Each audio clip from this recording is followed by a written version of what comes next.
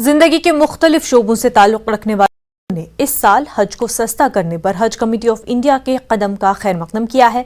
जम्मू कश्मीर हज कमेटी की chairperson Safina bag ने कहा कि इस साल हज करने वालों को तकरीबन 1 लाख रुपए कम अदा करना होगा।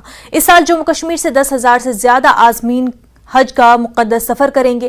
पासपोर्ट या दीगर मसाइल का सामना कर रहे आज़मीन श्रीनगर के हज दफ्तर पर राब्ता कर सकते हैं। सफीना बेग ने कहा कि 70 साल से ज़ायद उम्र के आज़मीन को हज के लिए तरजीह दी जाएगी, जबकि 45 साल की उम्र की ख़वातीन बगैर महरम के ग्रुप्स में हज कर सकती हैं। 4 ख़वातीन का ग्रुप बगैर महरम के हज का सफ़र कर सकती हैं।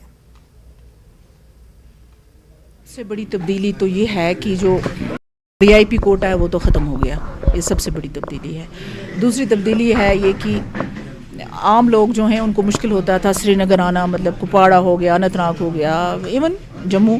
अब आप ऑनलाइन फॉर्म भर सकते हैं और फॉर्म जो है वो फ्री है। पहले 300 रुपया उनको फ़ीस भरनी पड़ती थी, प्रोसेसिंग फ़ीस।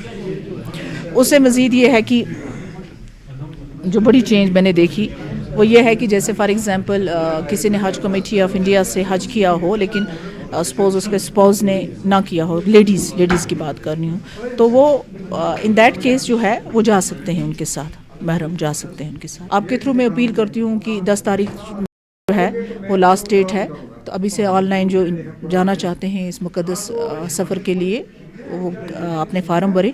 और अगर किसी को पासपोर्ट में कोई इशू आता है तो हमारे ऑफिसर्स को यहाँ आके करें, ताकि हम एक्सपेडाइट करें उनके इस मसले को, अगर इनके इस पासपोर्ट का कोई इशू है किसी जगह पर। तो अच्छी बात है अगर यहाँ सेंटर्स इनने खोले हैं, काउंसलिंग सेंटर्स, तो ये ईजी हो जाएगा लोगों को यहाँ से अंडरस्टैंड करने में। एंड इनने कुछ मैंने सुना है फॉर्म्स का भी जो फ़ी है वो डिडक्ट कर दिया। हाँ, VIP कल्चर तो बहुत अच्छा है, ख़त्म होना चाहिए, बिकॉज यहाँ रिलीजियस के पास कोई VIP कल्चर नहीं है, तो है ही नहीं। जब मरता है इंसान तो वहाँ कोई VIP या कोई आम तो है नहीं, तो अच्छा है जब जो एक जैसे एक आम आ रहा है वैसे VIP भी जाना चाहिए। हर एक अपनी ज़िंदगी में ये चाहता है कि कम से कम एक बार हज करें।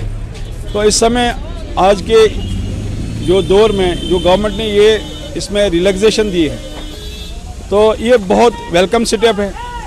तो एक तो उन्होंने जो इसमें रिलैक्सेशन दी है रकम के हवाले से, पैसे के हवाले से, ये तो मोस्ट वेलकम है।